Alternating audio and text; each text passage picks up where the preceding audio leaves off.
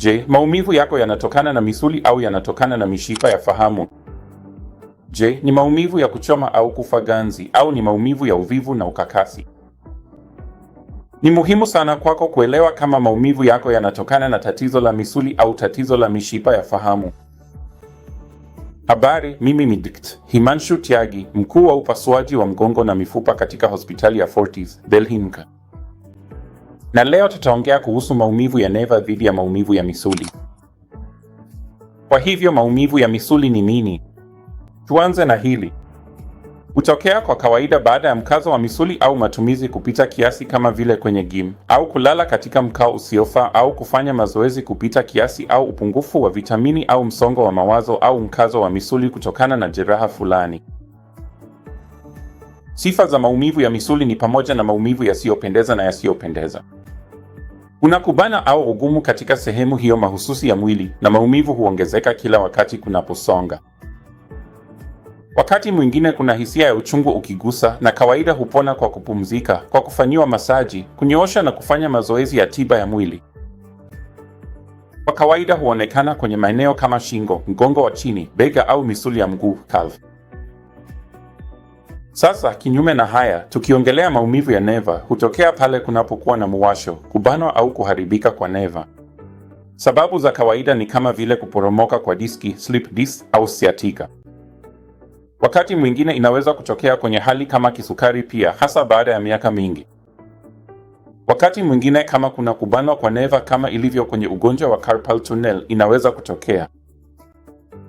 Katika matatizo mengine ya mgongo kama vile lumbar canal stenosis au kuporomoka kwa diski ya shingo, cervical slip disc pia inaweza kutokea. Au pia inaweza kutokea kutokana na sababu kama upungufu wa vitamini B12.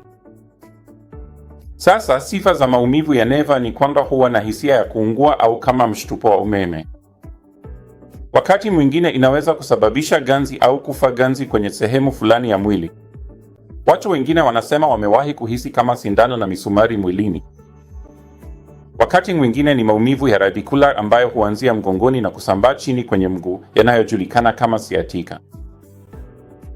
Na mara nyingi huambatana na udhaifu au kupooza. Mifano ya kawaida ni pamoja na sciatica, cervical radiculopathy au diabetic neuropathy. Kwa hiyo kama unataka kulinganisha haraka ili kuelewa ni aina gani ya maumivu ya misuli ni maumivu ya kufifia na kuuma, wakati maumivu ya neva ni kama kuchoma au mshtuko wa umeme. Maumivu ya misuli huwa yamejikita zaidi kwenye sehemu moja ya mwili, ilhali maumivu ya neva yanaweza kusambaa.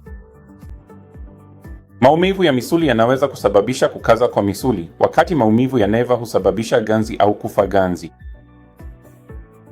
Maumivu ya misuli yanapungua ukiwa umepumzika, ukifanya masaji na mazoezi ya tiba. Na maumivu ya neva yanaweza kuendelea hata baada ya kufanya hayo yote. Inaweza kuhitaji dawa maalum za neva. Na maumivu ya misuli kwa kawaida yanaongezeka unapofanya harakati za misuli, ilhali maumivu ya neva hayahusiani na harakati. Kama kuna maumivu, yataendelea kuuma mpaka utakapopata ushauri wa daktari. Kwa hiyo kwa aina yoyote ya maumivu, kujua lini unatakiwa kumuona daktari ni jambo muhimu pia. Kama maumivu ni makali au hayaishi kwa zaidi ya saa 48, kama kuna ganzi au udhaifu kwenye sehemu fulani ya mwili, au kama kuna ugumu wa kutembea, au kama maumivu yanashuka chini kama kwenye mkono au mguu, au kama kuna shida yoyote ya kwenda choo au kukojoa. Kwa hiyo utambuzi sahihi ndiyo hatua ya kwanza kuelekea matibabu sahihi. Kwa hivyo usipuuze maumivu yanayoendelea. Mwone daktari wako, elewa tofauti na uchunguzi wowote unaohitajika. Fanya hivyo ili uweze kutibiwa kwa njia ifaayo. Kila la kheri.